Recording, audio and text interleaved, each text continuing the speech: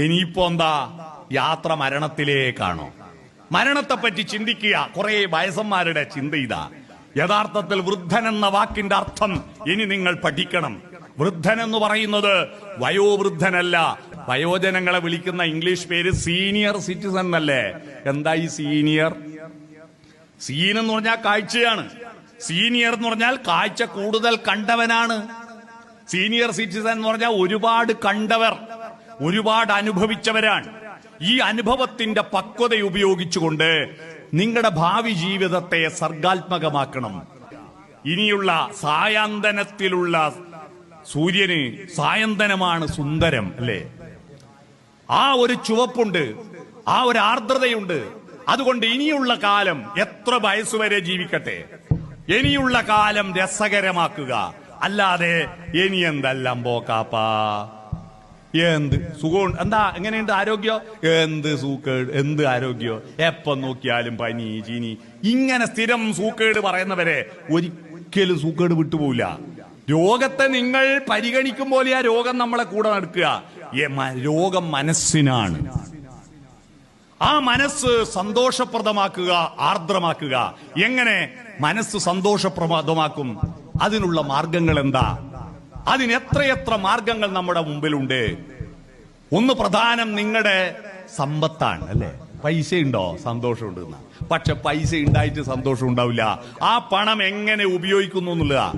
ഞാൻ ഈ പെൻഷൻകാരോടെല്ലാം സമ്മേളനത്തിൽ പറയാറുണ്ട്, നിങ്ങളെ പെൻഷന്റെ പൈസ ഉണ്ടല്ലോ, മര്യാദയ്ക്ക് ഒരു കുപ്പായ ഇടൂല.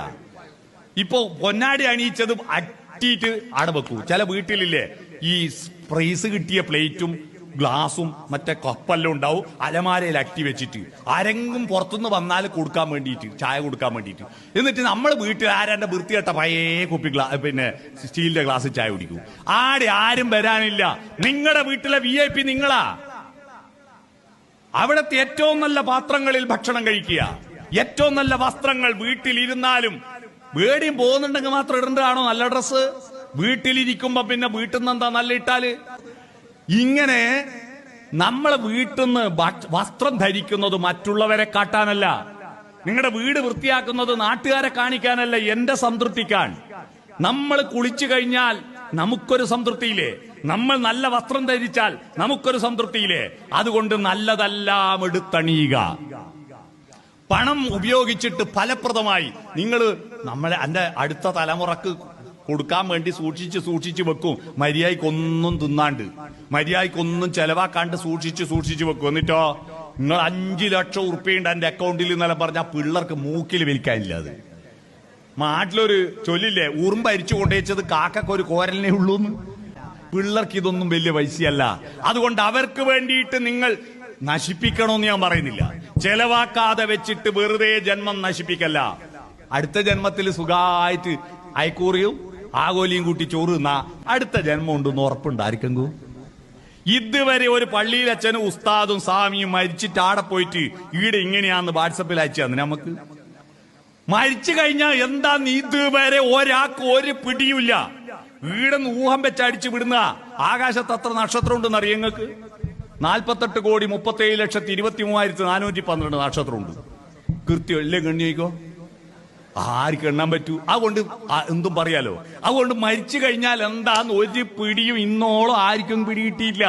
അതുകൊണ്ട് അവിടെ സ്വർഗം, അവിടെ ജന്നത്തുൽ ഫിർദൗസ്, അവിടെ പിന്നെ പറുദീസയൊക്കെ ഉണ്ട് എന്നൊക്കെ പറയുന്നത് ഇവിടെ ഇരുന്നവരാ. ഇവിടുന്ന് പറഞ്ഞ പോയവരൊന്നും പറഞ്ഞിട്ടില്ല, ഇവിടുന്ന് പറഞ്ഞ. അതുകൊണ്ട് നമുക്ക് കിട്ടിയിരിക്കുന്ന ഈ ജന്മം ഇതുവരെ നമ്മൾ ഒരുപാട് അനുഭവിച്ചു, കഷ്ടപ്പെട്ടു. നമ്മുടെ ഒരു ഭാഗ്യം നിങ്ങൾ നോക്കുക.